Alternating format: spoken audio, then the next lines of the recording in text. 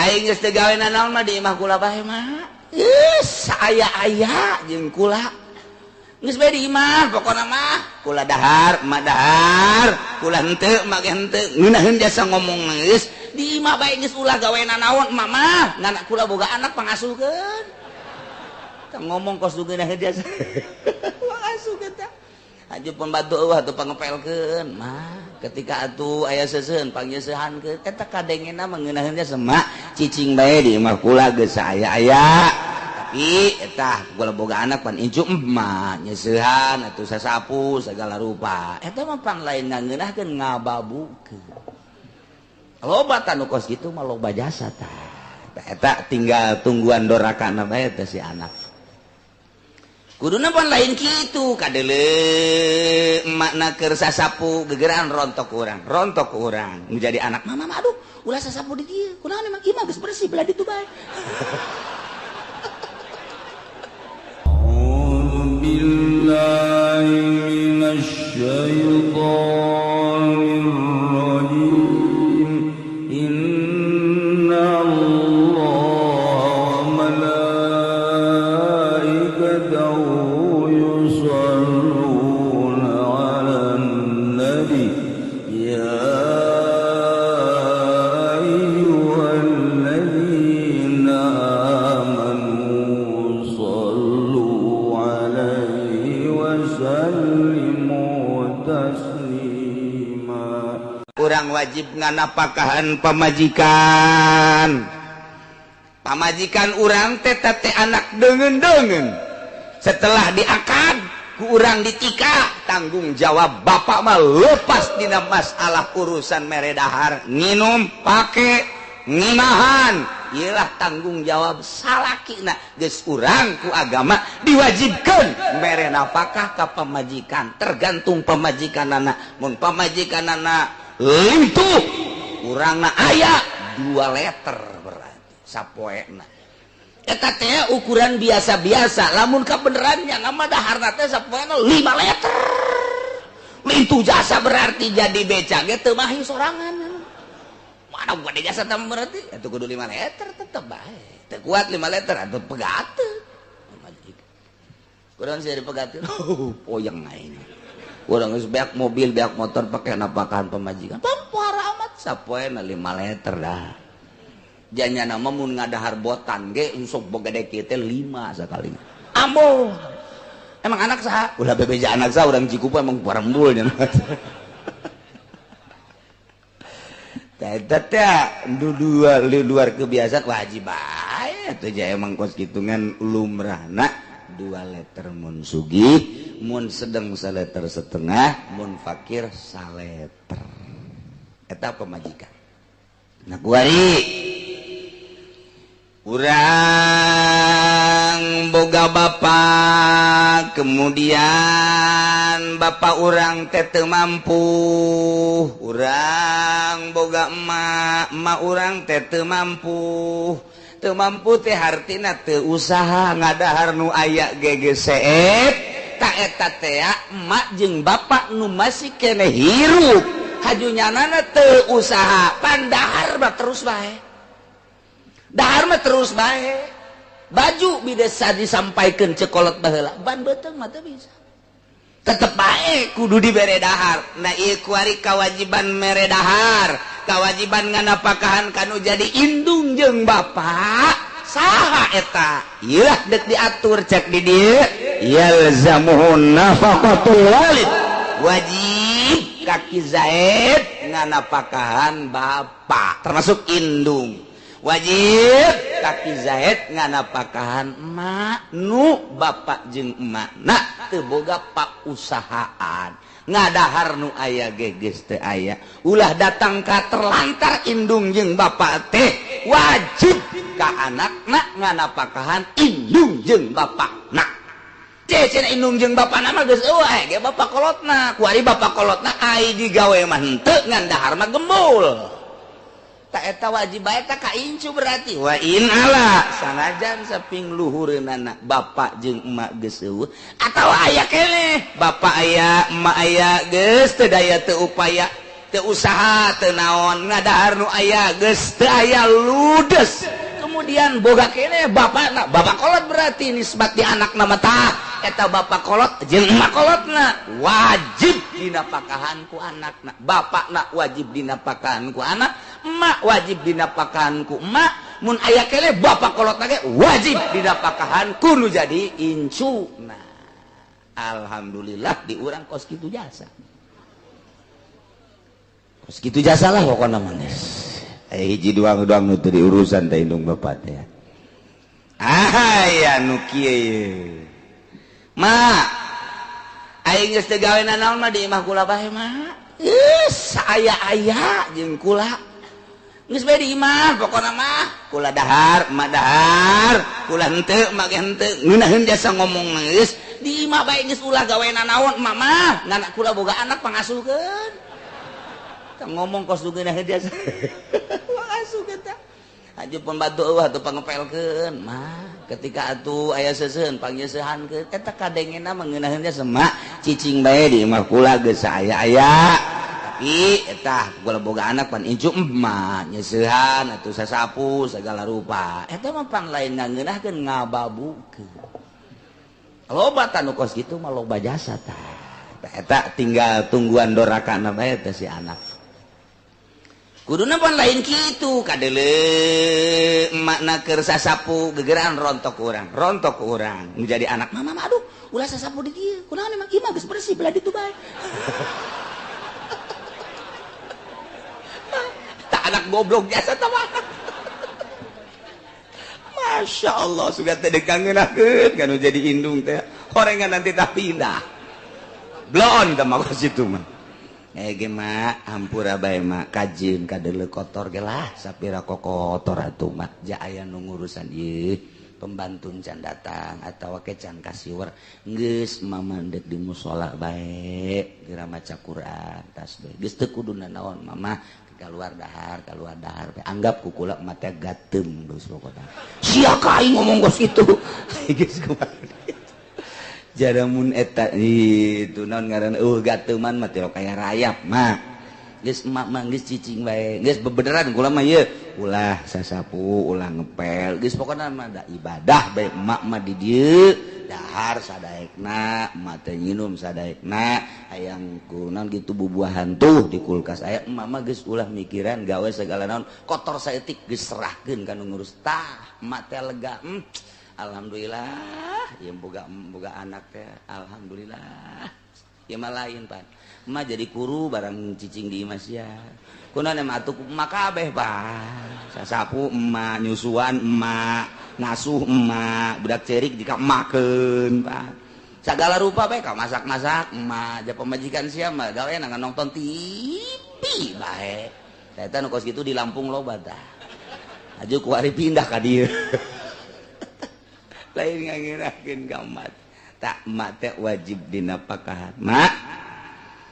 ieu mah keur carita ieu emak daek cicing di imah kula teu kudu gawe dahar sadaek da kewajiban kula pan emak teh mun daek alhamdulillah emak mah hayang bebas kajian di imah sia gedong mewah segala rupa ge emak mah tetep bae yang di imah lamun emak yang di imah geus ulah gaweana naon emak mah salat bae kukura dikiriman mak beasna duitna jeung sajabana geus emak mah pokona mah ulah mikiran naon ibadah bae geus ka Gusti Allah tak mun aya anak nu model kos kitu tah sorga Masya Allah hese jasa eta ka emak teh hese ka abah jeung ka emak mah babari jasa anak ngolokna teh babari jasa Waalaikumsalam jas ya bah sehat-sehat tuh alhamdulillah Masya Allah eta naon teh kabeuki abah rokok jinggo ieu kabeuki abah ieu kopi nu pahit teh ieu sia mah bisa anja atuh kula geus nyawa dadaek abah aduh anak aing eueuh deui di antara 12 kan sia doang numpang hebat-hebat aja ya tuh kula baca inget baik abah gajian kuku mah ge nu mantak ge sanajan rada carang ka dia inget mah terus bae bah alhamdulillah kula dek gendong dia sapoe-sapoe geus gendong bae deukeut sia ngeunaheun jasa aju nyana isuk-isuk neuleuh gudang loba amat ya abah parena menang panen meureunana ieu waduh bebeja ka abahna bah eta pare loba alhamdulillah kamari di sepatan menang di kedung dalem di ranca bango eta aya sakitu tah bah tuh kira-kira lamun dibawa ka imah kula tutuna naon geus beura mau mobil bes ya ka dieu teh kula nyewa angkot pang maerkeun ku abah oh salah geus tah dibawa saangkot pan ka ditu mawana mangan jinggo doang 2 bungkus kopi pahit nage ayam meureun saparapat mah tapi nu dibawa masya Allah sakijang betet ka ditu pan ngagarong eta anak tapi senang bae eta kolot teh senang jasa ya Allah ya Rabbi masya Allah sakijang metek ojol jeung jinggo 2 bungkus mun pikiran nu normal bapana ji aing sih digarong tak lain ya tapi lantaran dedeh mah bedanya mah ka anak teh tapi atun itu mah nun teh dipake ka dedeh teh ya geus mawa ieu ditolak itu ditolak geus beberean pepentaan boro-boro sakijak menta saleter 2 letter geus sia deui menta sih maka dia nangan datang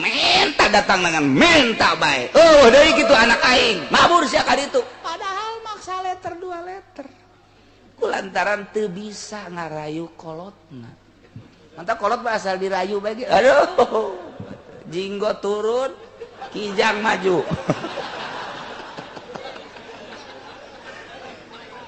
ya Allah ya Rabbi Gusti. Nah kesimpulan nama ulah sok ngababukeun ka indung ngeunahkeun indung teh ngeunahkeun bapak teh tawaran ku urang bah ieu geus lah abah mah geus ulah usaha abah kuarikeun umur ku kula geus dihitung bae ieu geus aya 70 leuwihna lah bah geus boga bonus ceuk kula mah geus bae abah mah tah usaha deuk diserahkeun ka kula mangga deuk ka adik kula mangga geus abah mah ku kula dicukup geus besi hayang dahar naon jeung naon kospona ku kula abah jeung mama ditanggung jawab besi deuk ka mamana mobil kula pake pokona mah jasa abah aya kana kan dijualan kan geus bloon deui bae teh budak teh bloon mah lulu tah eta teh dingeunahkeun ku urang kolot teh tah eta teh jembareun kolot masyaallah ku ditawaranana bage ku anak emang kumaha gitu ditawaranana bage pan beuki kolot teh jelema mah berwitan beuki kolot ge kapangi jeung anak teu nanya bae berwit kolot ih teh si budak kosain anak aing bae kunaon budak kapangi jeung aing teu nanya pugu anakna keur nyeri huntu teu nyaho tah eta teh kos itu berwitan biasa kolot kasimpulanna mah wajib si anak nganapakahan indung jeung bapakna ya Allah ya Rabbi insyaallah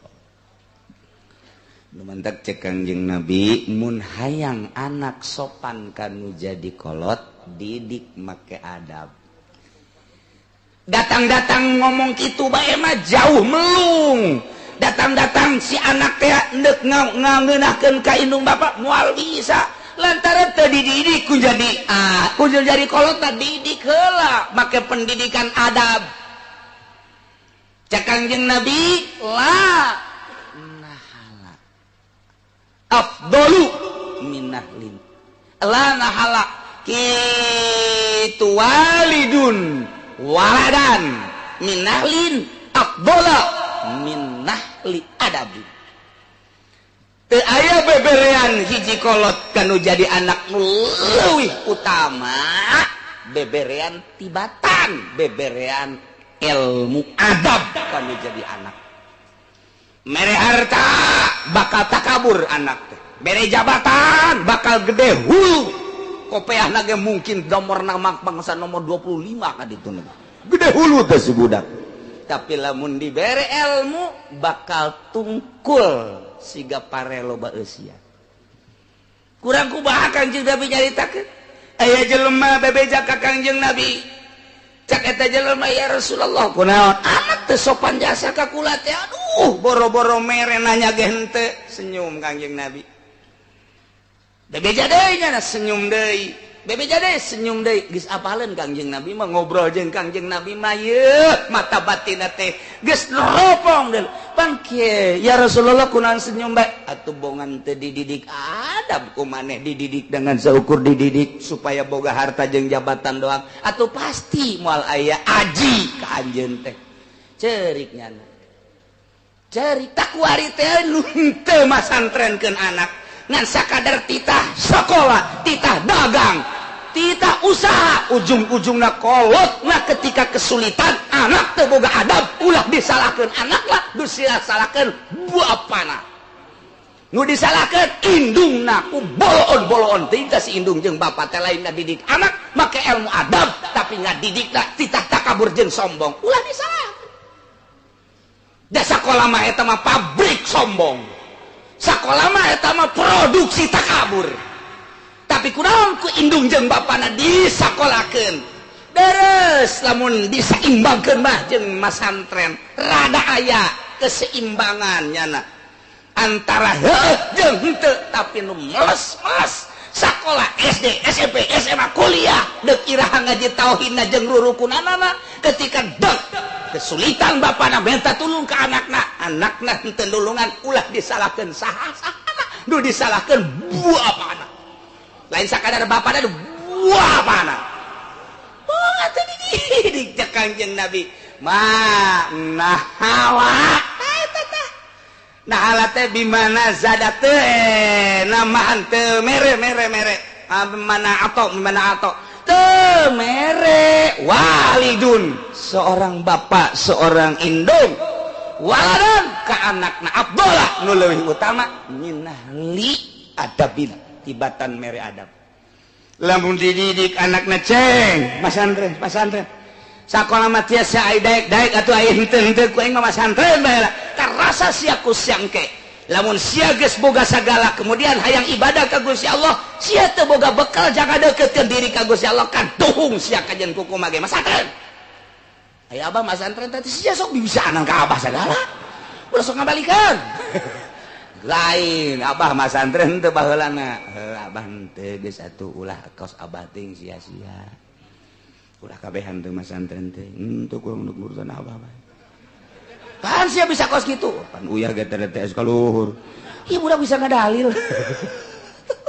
nu mentek ke jaram anak ulah main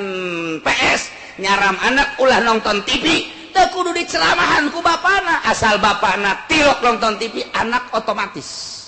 moal daekeun nonton TV malah mah nontonnya di kamar bae kun aya abah emang kunaon abah ge di TV di TV-na di kamar gede teu beres kabeh aja nyahoeun Pak nyahoeun kalau teh ngintip kudu jadi abah sewaktu-waktu asup ka kamar ieu naon mah TV mana di kamar pan di abah sia jeung emah meureun ya gitulah nyahoeun tapi lamun anakna neuleuh ka kamar tasbih sok boga gede kieu neuleuh di patengahan tasbih sok gede kieu eueuh TV dina ayana cuek bae anakna ge mah aya teh tasbih naon jualeun teh oh sugan teh paranti abah sia ieu boro-boro nasbeh jangan nyahoeun tapi lamun tasbihna di sajadah mah teu ngagantung pan kuari mah tasbih teh di mobil digantungkeun emang mobil bisa maca tasbih tuh di lawang bae wow bakaran deh henteu aya salah mah lambang Islam berarti eta teh nu bagus mah di sajadah teh anakna kadinya ieu paranti abah berarti nyahoeun anak ketika dek bae abahna ka tengah imah cuek bae kana TV sapoe dua poe sabulan dua bulan anak mikir sorangan isin amat ka abah minimal dileutikeun ku jangan minimal dileutikeun aya abahna sae guna aya abah isin leutik bae tuh eta geus rada deres kan geus rada deres ka 5 bulan ka 6 bulan mah pareuman aya abah teh pareuman aya abah isinen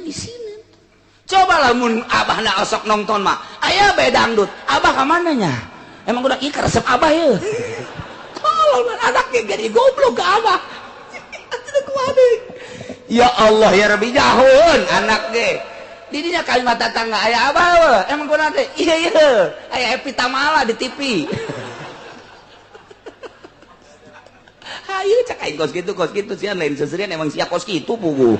engke nyaho jasa pugu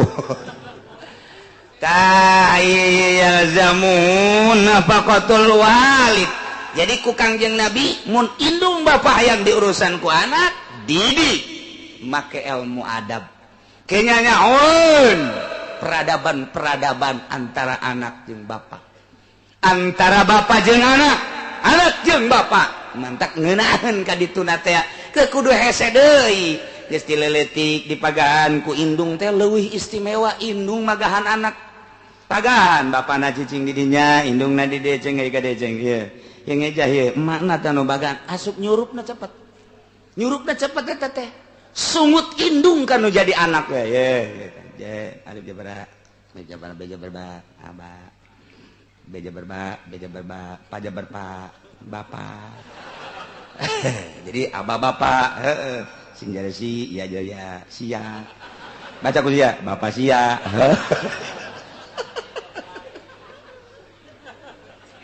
Masya Allah dididik kuno jadi indungna kok mau datang ke dipagahan sapinah kuno jadi indung nama ye arkanu salat baca arkanu wudu sitatun baca kabelah dieuna dibere dipagahan tauhid kabelah dituna adab-adaban geus jana ge sopan ka indung bapana ketika indungna kakarak sales basa etik perhatianna tinggi emak emang sales mah engke kukula pangmelikeunnya ka obat warung heeh mulai emak emang rada parah kayak kukulanya dibawakeun ka mantri anakna teh langsung ngomong soal ieu mah emak geus ngagoler ge aya anak ka mana nya mah dipengkolan main pes aduh teh si budak digerokeun ge hei masih muriang teu dibakar rumah sakit pae ge hade cek aing kos kitu sia kejeun kumaha ge aing ge nyaho jasa lah pokona bukan ku sia teh di pasantren geun eta akibatna kos kitu ulah nyalakeun cak Kangjeng Nabi ulah disalahkeun anak lah ketika anak teu sopan kan jadi indung bapak pernah didik teu ku indung bapak anak min hakil walad alal walidi salah satu asya apaan kitu min hakil waladi hak anak alal walid kawajiban kanu jadi indung bapana tilu perkara hiji ayusamyahu bismin hasanin idza wulida anak di mana lahir ngaranan make ngaran nu bagus parentah Kangjeng Nabi abeh mendidik ieu mah ngaran saya ieu ngaranna saya Robert sakumaha urang kulon Robert anu ieu Johannes masyaallah geus pohoan ka Kangjeng Nabi geus pohoan jasa anu ieu ngaranna Roberto anu ieu Ronaldi kon ngaran kos kararia amat sih ngaran teh kos karari itu dipake ngaran ya Allah ya Rabbi ayusamyahu bismin hasanin idza wali pake ngaran anu bagus hiji ngaran Allah make Abdul saya ngaranna Abdullah Abdurrahman Abdurrahim atau make tapaul ka ulama-ulama isa ngaranna Ghazali Imam Ghazali aing resep jasa di ngaranan Ghazali itu tasawuf Ghazali itu tukang main bola masalah ngaran-ngaran atau akur nomor kedua ayu'allimahu al-Qur'ana idza mayyaza urukan ku indung bapak Al-Qur'an teh di jerona na timimiti macana ngahartikeunana kabelah dituna adab-adaban jeung sajabana Al-Qur'an teh geus komplit sajabana sagala-galana didik ku indung bapana nomor katilu ayuzawijahu idza balago di mana geus balik kawinkeun lamun eta dilaksanakeun rapih imah tangga budak geus bebeja bah kurang mah yang kawin siap can tamat ge sakola jibah sanajan bari sakola ge anakan ieu bah bapana bingung ngajawabna aing mah lain masalah eta aduh ieu budak kumaha besi pajar teu bisa tenang bah ya anak teu beres ya kajeun kumaha nah eta didik ku urang tuh eta eueuh deui beberean indung bapak balikan deui eueuh deui beberean indung bapak kanu jadi anak ran leuwih utama tibatan mere adab sakitu bae tengetkeun teh catet tang haji 5 tahun boga eta bae mantep tah heulah kieu cenah dicatet hayo guys balik bae ka Tajong tadi teh naonnya aing pohoan eta otak nangan saukur sajeungka eta patah balik ka imah mikir anak bener genya iya anak aing aduh geus lah nu hiji gagal sakola bae aji kadu jadi kolot nu kadua ge gagal aduh nu katilu mah ieu aing dek nuturkeun ucapan Kangjeng Nabi ulah ka kula ka Kangjeng Nabi mah kula mah hanya nyampaikeun penyambung lidah doang geus ulah dianggap geus kula mah geus Kangjeng Nabi bae langsung geus bae ka Kangjeng beusi pajar hayang di pasantrenan kula ka Cilong henteu los ka mana ge teu aing mah ka mana ge sabodo sarua bae teu kudu ka dieu riweuh ongkoh nu penting aja di lembur aya pondok kadinya geus. Nah ulah sampai gagal kabeh sugan be sakeluarga ya aya hiji-hijieun yang ngangkat ke di akhirat maknya ieu budak di pasantrenkeun ke di akhirat nanyana salamet teu karunyaeun ka indung bapak jeung teu karunyaeun ka dulur-dulurna mantak naon pikiran kadinya tah urang mah lain kitu geus hiji gagal kadua gagal sia sakola sing bener engke abe ka dituna sia bisa nungtun adik-adik sia nya usahana jeung politikna geus we eta mah nu kos kitu malulu pitayeun malulu mun kaluar jumbo dulu untung lalintu jumbo eta kos karep maka Kangjeng Nabi Sulaiman khuyira Sulaiman alaihi salam dititah milih Kangjeng Nabi Sulaiman alaihi salam bisalah satin tilu hiji milih harta dua milih kerajaan mulk nomor katilu milih ilmu cak Allah wahai Sulaiman maneh coba kuari pilih di antara tilu hiji harta sadag-adag dua kerajaan anu luar biasa tilu ilmu fakhtarul ilma Kangjeng Nabi Sulaiman milih ilmu abdi mah ilmu bae Gusti harta mah nyanggakeun ka Gusti kerajaan nyanggakeun ka Gusti abdi mah ilmu bae Gusti naon mantap maneh milih ilmu harta mah bakal ditinggalkeun ku abdi can ditinggalkeun ge kadang-kadang geus tinggalkeun rusak kerajaan contoh tiba heula hanya adigung hungkul bakal ditinggalkeun tapi ilmu mah bakal ngilu ka jero kuburan bakal ngilu ka mahsyar bakal ngilu nyebrang jeung abdi babarengan bakal ngilu ka sorga abdi mah ilmu bae cak Gusti Allah dipuji masyaallah cak Gusti Allah anta habibi ya Sulaiman anjeun kakasih kaula wahai Sulaiman dimilih ilmu ternyata setahun 2 tahun dan berikutnya kerajaan aya di nyana harta aya di nyana milih ilmu nu dua kumpul kabeh jadi ngahiji ilmu tah masyaallah asup ka pabrik teu boga ilmu tukang sapu kunaon emang ieu jadi tukang sapu atuh teu boga ijazah deureus we kula mah sasapu gae sok dicarekanan bae ku pimpron lah capek jasa coba orang lamun boga ilmu mah di kantor make AC sakali tanda tangan waduh meuli kijang ilmu eta sanajan eta ilmu teu beres eta coba orang boga ilmu agama sopan bae ka sasaha ka adi nyaah teuing dedeuh teuing ieu teh adi ka kakak ieu teh luhureun urang ka emang ka uwa ya kitu kan saja pada sobo ka guru gitu kene ka anak guru gitu kene urang guru ka eta ka anak nage berarti guru ka dieu nage guru bae sopan henteu meuli sopan mah mantak naon ya Allah ya Rabbi eta ilmu bekal ilmu teh bakal ngeunaheun jeung saha bae nyararambung ilmu nu aya di otak jeung di dadana bakal ngembang ngeunaheun fid dunya wal kira mantak moal salah Kangjeng Nabi hiji beberean seorang bapak emak kanu jadi anak kecuali nu leuwih utama kecuali mere adab geus ulah disalahkeun lamun anak teu sopan kanu jadi indung bapak lantaran teu pernah dididik ku indung bapak yang mun dididik bacara tadi sopan mah abah geus ulah hese-hese naon nya bebeja bae ka kula besi kula keur poho ai keur teu poho mah jadi kiriman besi mah hayang cicing di imah disadiakeun ku kula besi mah hayang di imah mah bae atuh hayang bebas mangga ngutus bae saha bae ka dieu ka mah masyaallah Gunung Karang gede leuwih gede tibatan Gunung Karang kakarak ditawaran doang encan dibere geus gade jasa nungguan we nya naik budak ngomong doang ka mana isinya cek leutik deui tah Gunung Karang leutik deui tah sing ada tak bongkar bahaya ya. Masyaallah. Gitulah kewajiban anak kanu jadi indung bapak ngana apakah perhatikan cukup jangka sorga kos kieu bae Masya Allah emang Wes Kurni kumaha gitu Wes Kurni teh kapan nu matak dijadikeun kutubul aulia anu nyana mah koba kaos hen istirahatna nyana mah di ditu handapeun lauhil mahfuz handapeun aras Kangjeng Nabi waktu Mi'raj teh aya nu keur ayun-ayunan bae kieu teh dicitra urang Cikupa tah ayun-ayunan di handapeun aras noe malaikat Kangjeng Nabi ka malaikat Jibril man huwa ya Jibril saha eta cek malaikat Jibril huwa abduka Uwaisul Qarni oh anu istirahatna handapeun aras ku Gusti Allah geus teu meunang di mana-mana nyan mah istirahatna di dinya ya Karim kuluhur-luhur teuing eta si jelema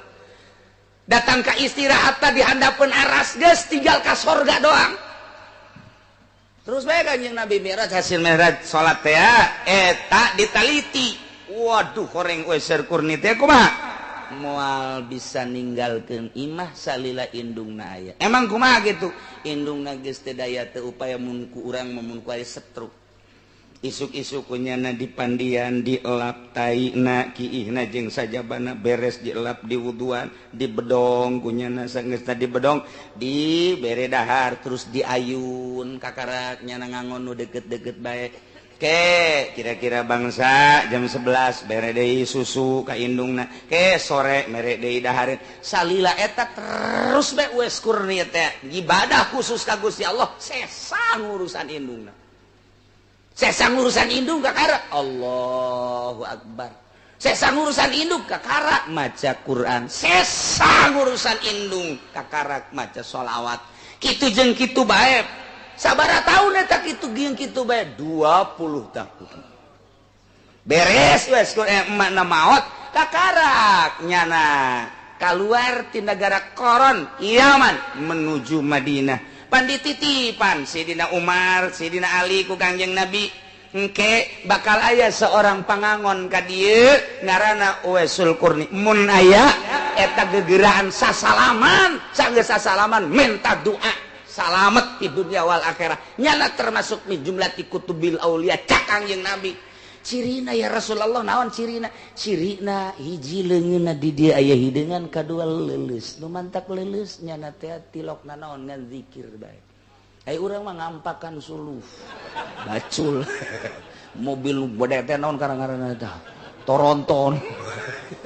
teu mah teu salah ngan geus pagawean bae ngan sok kudu ngangon doang penta eta titip aya titip-titip nu sejenana diintip bae kan ku Sina Umar jeung Sina Ali kapanggih latak begitu kapanggih dibedakeun atur salam ti Kangjeng Nabi kitu-kitu dongeng Kangjeng Nabi cak nyana ulah dibejakeun ka sasanya ulah dibejakeun ngadoa nyana beres ngadoa idit deui embung kajahoan wali asli mah ai kuari mah pan dikatipikeun hadirilah waliullah tolol zikir dengan para wali mana meureun walingi meureun atau wali kota tak gitulah Uwaisul ieu keur carita sekilas Uwaisul Qarni istirahatna baina qausaini bahasa kinayah ku deuketna diri ka Gusti Allah tahtal arsy urang eta ngurusan indung Masya Allah urang mah kakarak sabulan 2 bulan ya aju menta cai bae Waalaikumsalam di mana sih Cikupa gini enon tuh dia mah kiai boga emang geus teu soal kaya nyising dinya kieu dia geus bawa ka rumah sakit dia mah kieu bae kieu lah atuh lamun cenah ieu mah pi panjangkeun atuh panjang lamun pi pendekeun gara paehkeun bae kiai sia tolol ka aing ditah mayan jelema berarti aing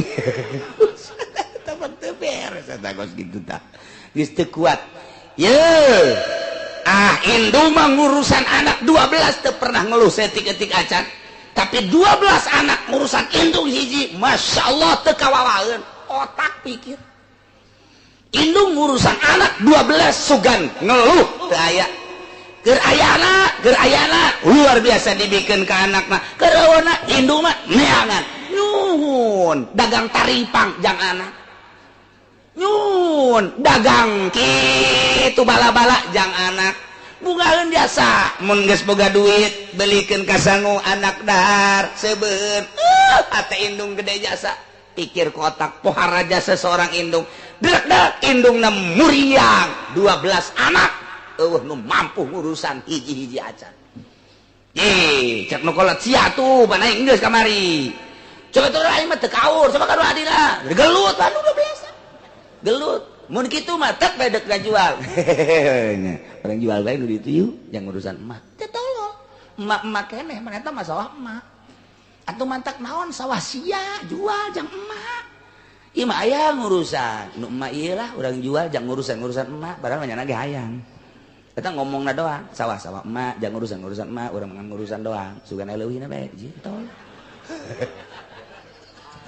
ai nu sia da kira dipake ka emak coba lamun kieu mah emak muriang sia ngaranna ge dulur ieu atuh endek babarengan jeung kakak ayo urang urusan ieu emak andai katangan sakadar tanaga doang geus alhamdulillah ieu mah emak tanggung jawab kakak ieu kakak mungpung hirup keneh dek ira hade ngabakti ka emak dek dibawa ke rumah sakit modalna jeung biayana ti emak kajeun ku kumaha ge ti mimiti ku ari datang ka maotna bisana ngajikeunana jeung sajabat tanggung jawab sia ulah milunya naon kajeun ku kumaha ge ngan sia beusi henteu pajar berbakti dek berbakti tanaga bae sagala rupana ti kakak mantep jasa mantep lain kitu pan kakak di tangan ge eueuh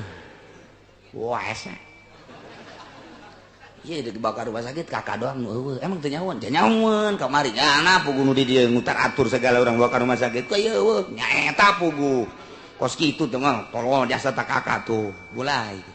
jadi ieu kudu kumaha geus urang-urang bae papatungan atuh lain eta kakak kumaha panjana mah boga mobil segala boga perusahaan lah kakak ondo kos kitu mah tuh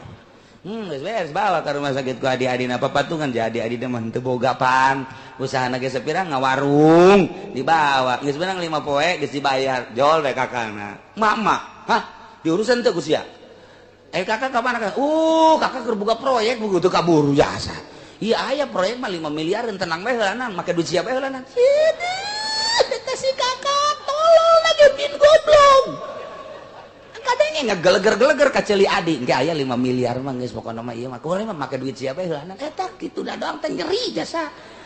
salah eta kos kitu teh eta di Cikupa teh atilu nu kos kitu eta aduh ya zabul walid ya zamun nafaqatul walid wajib kanu jadi anak nganapakahan indung jeung bapa wa inhala bapa kolotna baora jeung sajabana wal waladi jeung wajib nganapakahan anak indung jeung bapa boga anak kemudian anakna henteu usaha wajib si bapa si emak nganapakahan anak wa insabala sanajan kahandap anakna boga anak incu berarti teu mampu naon wajib bae dinapakan teu meunang diantepkeun doraka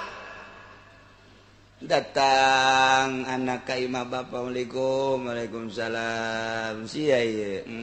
kuru amat nyaeta bah dagang naon ieu sia kuari dagang modal ti abah teh pake ngawarung aya nu ngabobol warungna bah beak jeung warung-warungna lain dibobol meureun dijual ya saparo-saparo bah lah jual ongko dibobol ongko ondo meureun anak tadi Aju, atuh anak kula kilima pan bah usaha pernah kula di egel gitu pan ku abah teh disakolakeun kula maca sayana be egle atuh ka ditu sia aju atuh kos kitu bae kula aju kuari ieu bah anak 5 mamajikan alhamdulillah itu sehat mah sehat ngawarung geussan geus wallahu a'lam kula ngawarung geus tamat berarti kurang ka warung geus liuk dulu teh aya diwal ti ka bapa sakitu bae gua malaporan ulah ngomong kieu si bapa budak laporanna kitu tiba heula ulah kos kitu bapa aya keneh sia teh anak abah mah tenang bila perlu kawin deui sia wah eta kolot hebat jasa tah kos kitu tah hebat kawin deui kanu sugih ku aing dikawinkeun ai laku kitu geus sia boro-boro kanu sugih buku eta hese geus tenang siap pokoknya mah dek balik tuh beas bawa tuh duitna dah duitna dah anu beusi aya kopi gula bawa geus ku sia ka ditu bae ke menang dompet 3 poe sia misalna butuh deui ka dieu deui salila abah aya pokoknya mah geus tenang bae eta kolot ngaranna geus itu ngeunaheun kan jadi anak nikmat ka belajar bener-bener abah ieu mah abah mudah-mudahan panjang umur bah didoakeun ku anak didoakeun eta tah lamun kos kieu datang ka imah abah sia deui kamari sia kuari sia atuh mencari manuk bisa mencari ai sia henteu nyeri jasa pan lain teu mencari anaknya kurang kumaha geus ngawarung teh geus ngojek teh atuh emang diberena sakitu meureunanaan ku Allah teh dieret kemudian atuh ieu teh naon kitu ngaranna cobaan kanu jadi bapak tah bapana nyarekan kanu jadi anak pan puyeng anak 5 pemajikan mana imah bocor usaha teu ku kolot dicarekan ka imah dulurna hees bae endeu kumaha coba coba pikir ku urang tah efek iwal tinggal doa ya Allah ya Rabbi memeh abdi nu paeh maning abah heula sugan wae warisanana abdi mandek warisanana bae Gusti sebab moal waka dikubur pan abah can modar mah pan ngadoa teu kira-kira eta salah apa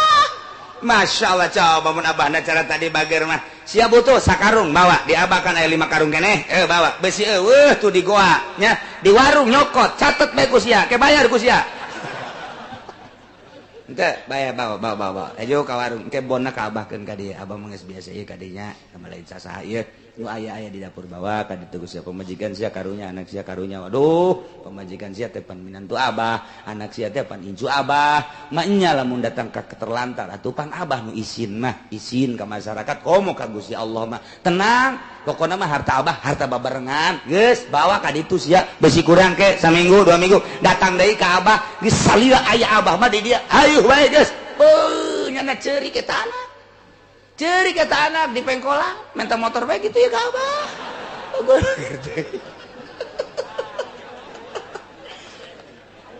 Masya Allah karim beak geus ku bager mah beak geus ku bager mah ya Allah ya Rabbi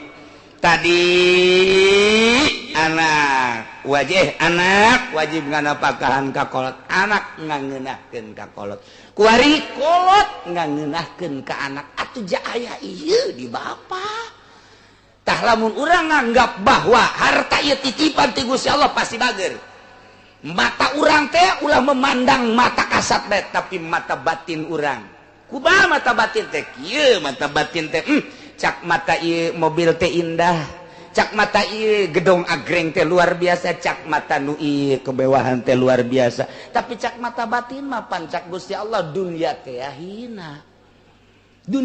hina kapan illa mataul gurur dina Al-Qur'an cak Sayyidina Ali ad-dunya jipah dunia eta lir teu beda jeung bangke mata batin urang pasangkeun mata ieu neuleuh gemerlap dunia nu glamour luar biasa indah amat tapi mata batin orang hasil ngaji petakeun jacak Allah mah ketika dunia dijieun teu pernah didole-dole deui ku Gusti Allah ku hina-hinana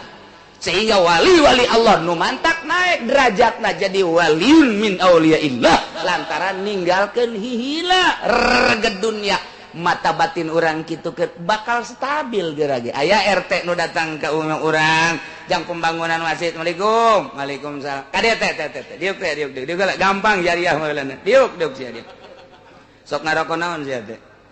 kula mah ai kapeung-kapeung jarum ai gaes Samsu kuari mawan teh Samsu aya kade cak RT bingung aing ieu deuk dibere ta deuk ngompas ka aing ieu bingung aing jeung nu sugih teh kos kieu ieu RT ge bingungeun ka nu sugih mah bingungeun aya nu susah mah atawa nu sedang teh ngidernya tah malah digerak teh ieu kurang diliwat tah nu susah mah gitu giliran nu sugih dieu geula ngobrol lah dia geus sabaraha urang mere saha nu panggedena nu pangletikna saha urang boga utang sabaraha ka masjid 100 juta nu geus aya 80 tinggal 20 deh kayak aing mah mite lah gampang kayak lamun geus harese kabehan sia datang ka aing cak RT teh ku galedeg teh budak hese jeung nu sugih pelit gitu koret merepet dur-dur bae hese tapi lamun nu sugihna teh ulang kade ieu jang RT heula tah nya ieu jang masjid sada dah tah kos kitu mah bejakeun ka masyarakat geeusan kitu ulah tah ieu mah teh kula tah sabaraha duit tah ya 10 juta heula ke isukan ke mun boga di 10 juta deui eta ge gak geter-geter Iya kumaha ieu lalakonna bener atuh engke kula jeung pamajikan ngendong bade dinya ku bageur mah geus naon eta nu mantak bisa golosor 5 juta golosor 10 juta golosor 100 juta golosor 5 nyanana teu memandang bahwa dunia teh mulia cak mata ieu mulia teh ngageleser-geleser cak mata batin mah pan dunia teh hina dibandingkeun kahinaan mata batin jeung pandangan zahir bakal baraha Masya Allah urang mah mata batin mongkleng buta rata sehingga henteu aya memandang bahwa dunia teh hina tapi lamun dipake jariah hina tapi lamun dipake sedekah hina tapi lamun dipake nyantuni amal eta teh bakal ngabungkeuleuh ka panggihna jaga geus paeh kakar ya Allah ya Rabbina ya wajib kanu jadi anak nganapakahan ibu bapak mun ibu bapakna teu mampuhna naon mun teu dinapakahan ku anak doraka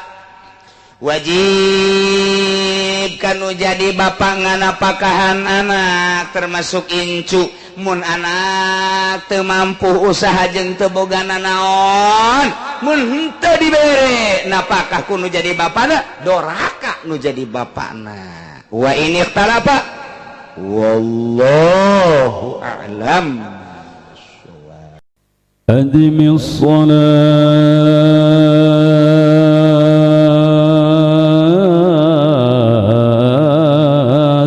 على الحبيب محمد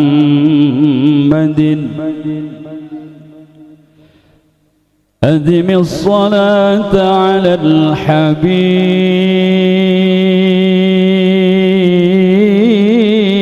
الحبيب محمد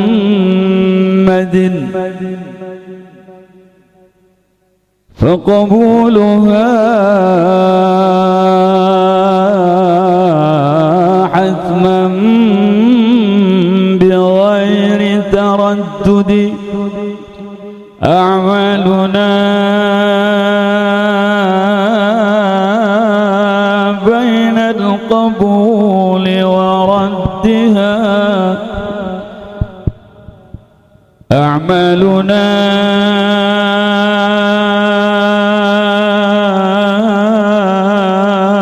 بين القبول وردها إلا الصلاة على الحبيب محمد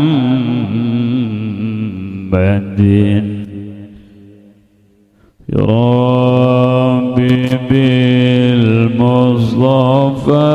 الله بلغ سيدنا الله يا الله واغفر لنا ما مضى يا واسع الكرم يا الله يا الله محمد ذو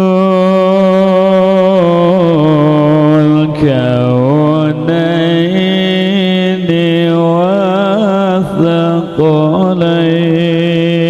والثقلين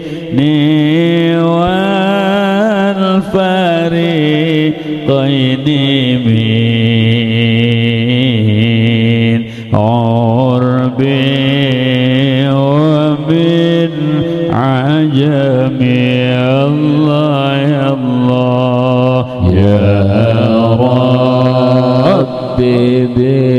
بالمصطفى الله الله بلغ مقاصدنا الله يا الله واغفر لنا ما مضى يا واسع الكرم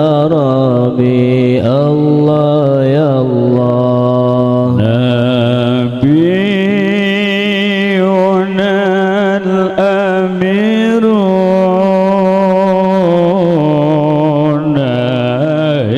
ناهي فلا أحد